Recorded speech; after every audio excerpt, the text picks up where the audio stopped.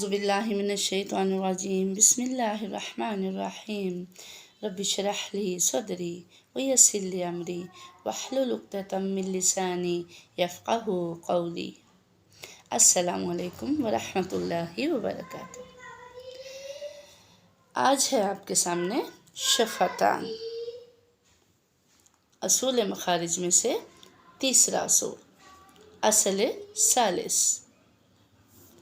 शफ़तान कहते हैं होंठों को, लिप्स। जैसे कि पीछे मैंने आपको दो असूल बताए, हल्क, लिसान, और ये है आज शफ़तान। शफ़तान के 4 हरूफ हैं, फ, ब, मीम, वाव। अब इन चारों हरूफ को हमने कैसे अदा करना है? इनमें हमारा होंठों का बहुत अहम किरदार अदा होता है कि कैसे हमने रखने अपने होंठ। फा, ऊपर वाले 2 दांतों का सिरा, नोक और नीचे के होंठ का अंदरूनी हिस्सा, इससे फा अदा होता है। ठीक है, यानी आपके सनाया उलिया जब नीचे वाले होंठ के तर हिस्से से लगेंगे तो आपका फा अदा होगा। कुछ इस तरह से देखिए, ये आपके 2 दांत नीचे के तर हिस्से से लगे तो आपका फा अदा हो रहा है। अब है हमारे पास बा।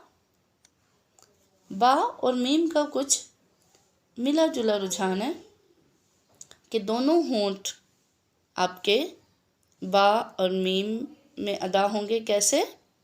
कि इस तरह से कि बा को आपने बंद होंठों के गीले हिस्से से, जो हमारा तर हिस्सा है, उससे आपने अपने होंठों को बंद कर देना है तो आपका बा अदा होगा। लेकिन इसके बरक्स आपका जो मीम है वो आपने होंठों को बंद करना है, मगर बहुत ज़्यादा मोड़ना नहीं है होंठों को। उसके खुश हिस्से से आपका मीम अदा होगा। ये देखिए, मीम, बा। ठीक है, इत्तबाक़ी शफ़तैन, दोनों होंठों को आपस में मीम और बा को अदा करने में ये हमारा इसको इत्तबाक़ी शफ़तैन कहते हैं। अब है हमारे पास वाव। ये देखें, वाव, इसकी गोलाई जो है आपने बहुत ध्यान से अपने जहन में रखना है कि वाव में आपका जो अल्फ़ाबेट ABC का जो अल्फ़ाबेट है इंग्लिश में, उसमें W की आवाज़ से करना है, ना कि V से। वाव नहीं करना बल्कि वाव। आपने होंठों के गोल करने से, ये देखिए कुछ इस तरह से इंज़माम शफ़त है। होंठों को गोल करने से आपका वाव अदा होगा। वाव, जैसे हम अक्सर बोलते हैं वाव, तो आपने होंठों को गोल करना है और इसको अदा करना है। इसी तरह जैसे हम अपने तमाम ऐसे वाव वाले हरूफ पढ़ेंगे तो उसमें हमें महसूस होगा कि हमने वाव पढ़ना है या वाव पढ़ना है। वाव नहीं बोलना, वाव।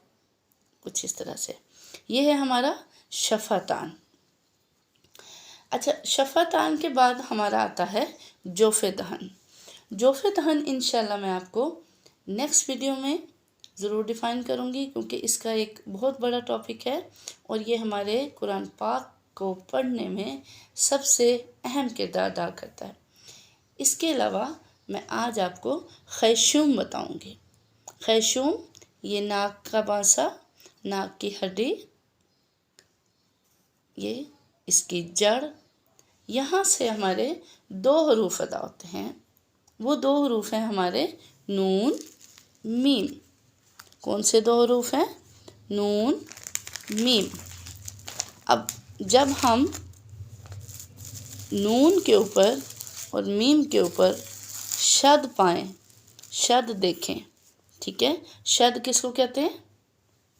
जो W की तरह का छोटा सा साइन होता है, कुरान पाक के हर हरूफ पे अक्सर पाया जाता है, उसको शद कहते हैं।